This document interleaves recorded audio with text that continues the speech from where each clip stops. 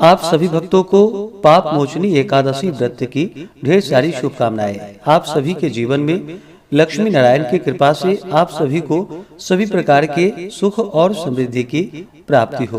प्रत्येक एकादशी व्रत का अपना अपना विशेष महत्व माना गया है। प्रत्येक माह में कृष्ण पक्ष और शुक्ल पक्ष की एकादशी तिथि के दिन एकादशी का व्रत धारण किया जाता है। इसे एकादशी या 11 व्रत के नाम से जाना जाता है। यह व्रत भगवान विष्णु भगवान श्री कृष्ण को अति प्रिय होता है। यह सभी प्रकार के पाप के शमनार्थ इस व्रत को धारण किया जाता है। प्रत्येक एकादशी व्रत का अपना विशेष महत्व माना गया है। उसी प्रकार से चैत्र मास कृष्ण पक्ष में पड़ने वाली पाप मोचनी एकादशी व्रत का अपना विशेष महत्व माना गया है। यह व्रत सभी प्रकार के पाप शायादि को नष्ट कर रिद्धि सिद्धि दाता व्रत है। इस व्रत की विशेषता यह है कि यदि कोई जीव मृत्यु से पहले दुखी है तो इस एकादशी व्रत का फल यदि आप संकल्प करके उनके कान में कह दे तो वह भी मोक्ष को पा जाता है। इस दिन व्रत को धारण करने से, नियमों का पालन करने से व्यक्ति को हजारों गोदान का पुण्य फल प्राप्त होता है तथा ब्रह्म हत्या, स्वर्ण चुराने का पाप, शराब पीने का पाप, गुरु पत्नी गमन का पाप एवं संसार के समस्त पापों को यह पाप मोचनी एकादशी नष्ट कर देती है। इस दिन विशेष प्रकार से भगवान विष्णु, माता लक्ष्मी और भगवान कृष्ण के चतुर्भुजी रूप का पूजन करना चाहिए। तो आइए जानते हैं पाप मोचनी एकादशी व्रत के शुभ मुहूर्त के बारे में। एकादशी तिथि प्रारंभ समय 25 मार्च 2025 दिन मंगलवार सुबह 5:06 और एकादशी तिथि की जो समाप्ति है वह 25 मार्च की रात्रि 3:46 पे एकादशी तिथि की समाप्ति है।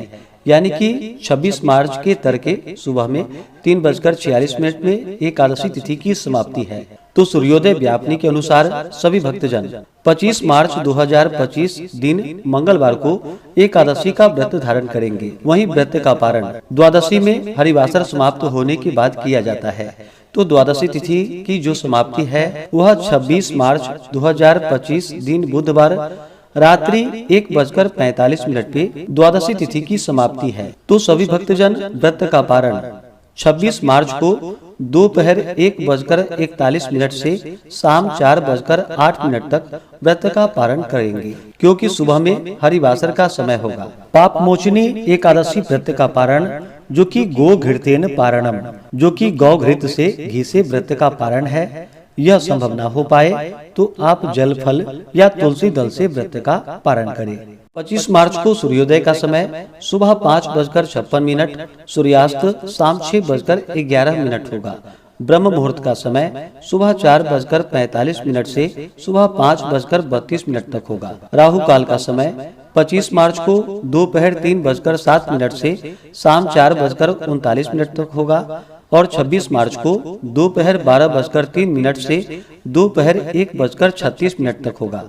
राहु काल समय के दौरान कोई भी शुभ कार्य या नया कार्य नहीं करना चाहिए, इस बात का ध्यान रखें। एकादशी तिथि के दिन योग शिव योग होगा दोपहर 2:53 तक। उसके बाद सिद्धि योग होगा। नक्षत्र श्रवण होगा रात्रि 3:49 तक। उसके बाद धनिष्ठा नक्षत्र होगा। एकादशी तिथि के दिन द्विपुष्कर योग बन रहा है जो कि सुबह 3:49 से शुरू होकर के अगले दिन सुबह यानी कि 26 मार्च की सुबह 6:18 तक द्विपुष्कर योग होगा, जो कि बड़ा ही अच्छा सहयोग बन रहा है। इस दिन व्रती को पूरे विधि विधान के साथ व्रत को धारण करना चाहिए। गंध पुष्प धूप दीप आदि से भगवान की पूजा करनी चाहिए। खास करके इस दिन भगवान को पंचामृत बना करके स्नान करवाना चाहिए। पंचामृत भगवान को चढ़ाना चाहिए और उस पंचामृत को प्रसाद रूप में ग्रहण भी करना चाहिए। इससे अनंत पुण्य फलों की प्राप्ति होती है। व्रती को व्रत के दौरान किसी के ऊपर क्रोध नहीं करनी चाहिए। अपने मन में किसी के प्रति ईर्ष्या या द्वेष का भाव नहीं लाना चाहिए। ब्रह्मचर्य का पालन करना चाहिए। ओम नमो भगवते वासुदेवाय या श्री कृष्ण गोविंद हरे मुरारी आदि मंत्रों का व्रत के दौरान जप करना चाहिए। पूर्ण भक्ति भाव के साथ व्रत को धारण करना चाहिए। व्रत को दिन रात्रि उपवास रहते हुए धारण करें या उपवास न रह पाए तो एक समय फलाहार ग्रहण करके व्रत को धारण करना चाहिए।